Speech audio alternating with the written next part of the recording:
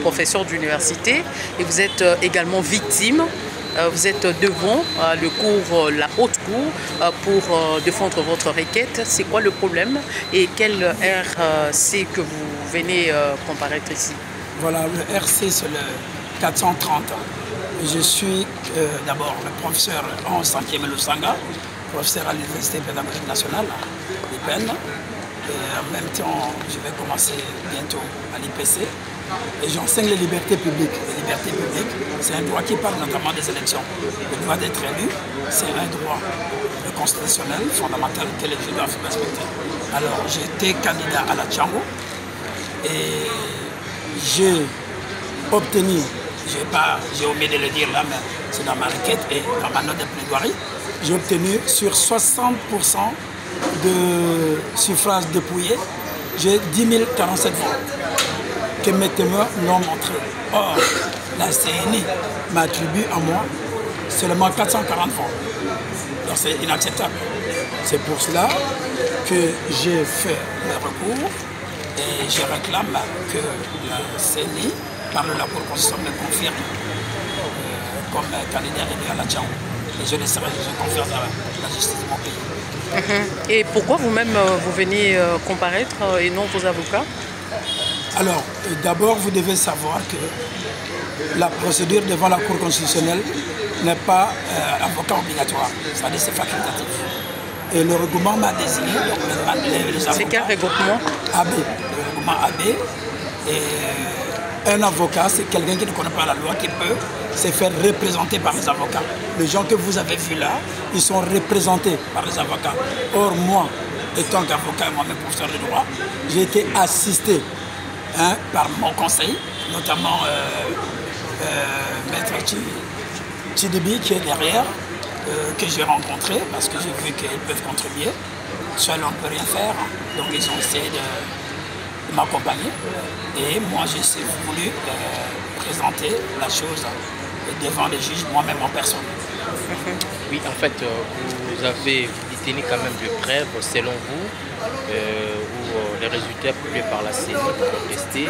Maintenant, c'est au niveau de la Cour constitutionnelle. Qu'est-ce que vous attendez de cette Cour dont vous avez été à enseigner la Cour quelque part en tant que professeur?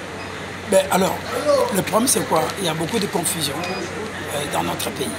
Et c'est là que j'ai voulu, vous avez senti. La confusion c'est quoi? Au Congo, tout le monde veut être juriste, médecin, pasteur. C'est ça la confusion. Donc ça s'apprend. Je voulais dire, quand vous parlez de la preuve, la preuve peut être légale ou littérale. La preuve dans le cas d'espèce c'est légale. Ça veut dire quoi? Il y a des dispositions de la loi qui disent que la CNI doit, c'est la CNI qui doit publier le résultat bureau de vote par bureau de vote. Dans le cas d'espèce, la CNI a failli. C'est-à-dire, je me suis contenté de ce que mes témoins m'ont donné. Et mes témoins et les observateurs m'ont donné que j'ai 10 047 voix. Or... Et vous détenez de preuves? Je vous ai dit, j'ai envoyé les témoins. J'avais accrédité 3 500 témoins. Donc mes témoins, je ne l'ai pas dit là, mais c'est dans ma requête. Et dans ma note de plaidoirie que je vais déposer, la Cour va voir que j'ai taillé ça. Alors la question qui était très capitale, et là j'attire l'attention de tout le monde, même ceux qui me suivent. Vous avez entendu, ma requête est déclarée recevable. Le problème c'est quoi dans ce pays? Beaucoup de gens ne savent pas des conditions légales. Pour déposer la requête, pour que ça soit recevable, il fallait le déposer dans un délai de 8 jours.